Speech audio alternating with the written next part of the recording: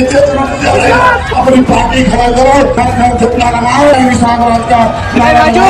निर्बल इंडियन शोषित हमारा आम दल यानी निषाद पार्टी ने उत्तर प्रदेश में 2027 विधानसभा चुनाव को लेकर शंखनाद कर दिया है। रविवार यानी 22 मार्च को गोरखपुर में निषाद पार्टी के मुखिया संजय निषाद ने एक बड़ी रैली की और आज यानी 23 मार्च को प्रयागराज में एक बड़ी रैली कर रहे हैं। गोरखपुर में रैली के दौरान संजय निषाद ने अपने आक्रामक तेवर दिखाए, साथ ही समाज के लिए भावुक भी हो गए। इस दौरान उन्होंने आरक्षण का मुद्दा उठाकर निषाद समाज को एकजुट करने की कोशिश की। इसके अलावा निषाद समाज को एकजुट और आक्रामक राजनीतिक ताकत के रूप में पेश करने की अपनी रणनीति भी संजय निषाद ने साफ कर दी है। चलिए बताते हैं कि यूपी में निषाद समाज की ताकत क्या है। उत्तर प्रदेश में निषाद समाज की आबादी लगभग 4.5% से 9% तक मानी जाती है। करीब 160 विधानसभा सीटों पर निषाद और उसकी उपजातियों का असर बहुत ही मजबूत है, जहां ये वोटों को निर्णायक बना सकते हैं। खासकर पूर्वांचल के जिलों जैसे गोरखपुर, वाराणसी, आजमगढ़, बलिया, प्रयागराज आदि में इनकी अच्छी खासी मौजूदगी है।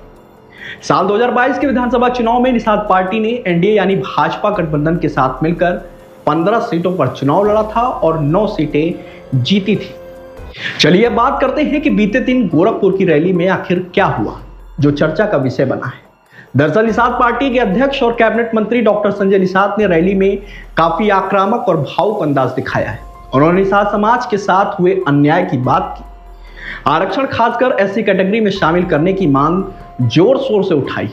भाषण के दौरान वे इतने भावुक हो गए कि मंच पर फूट फूट कर रो पड़े। उन्होंने कहा कि समाज की बहु बेटियों की इज्जत लूटी जा रही है, वोट छीने जा रहे हैं और वे समाज के लिए फांसी पर भी चढ़ने को तैयार हैं।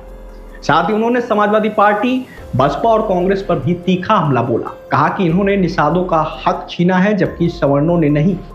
साथ ही यह भी कहा कि जो लोग निषाद के नाम पर राजनीति करते हैं लेकिन पार्टी के साथ नहीं है, उन्हें गांव में घुसने नहीं दें।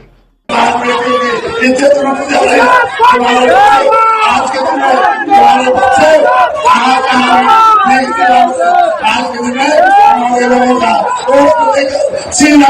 हमारे बच्चों को हमारे लोगों की इज्जत लूटी जा रही है। मैं तो कहूँगा खड़ा हो जाओ, अपने बात अपनी पार्टी खड़ा करो, या खड़े हो जाओ कुर्सी से, अपने खड़ा हो जाओ, पार्टी खड़ा करो, घर घर झंडा लगाओ और जय निषाद का नारा लगाओ। इसी मुद्दे से आपका हिस्सा बढ़ेगा। जय निषाद, जय निषाद। तुम्हारी बेटी की जब इज्जत लूटी जाती है, ये विरोधी उस इज्जत लूटने वाले के साथ खड़ा रहता है। बेटा तुम्हारा डॉक्टर संजय है कि जब मैं सदन में आवाज उठाता हूँ तब बुलडोजर चलता है, तब तुम्हारी बेटी को न्याय मिलता है। ये डॉक्टर संजय है। मैं कहता हूँ दलित भाई दवाओं के चक्कर में थे तो दलदल में थे, उन्होंने अपना दल खड़ा कर लिया, आज महल में है। उनके बच्चे सरकार के पैसे से पढ़ रहे हैं। मेरा एक ही मांग है, हमारे बच्चों को संविधान में लिखा है कि निषाद के बेटे सरकार के पैसे से पढ़ेंगे, आगे बढ़ेंगे। आपको बताते हैं कि संजय निषाद की आगामी रणनीति क्या है। बता दें कि संजय निषाद समाज को एकजुट और आक्रामक राजनीतिक ताकत बनाना चाहते हैं। वे कहते हैं कि हाथ में मोटा डंडा और उसमें निषाद राज का झंडा लेकर आगे बढ़ना है।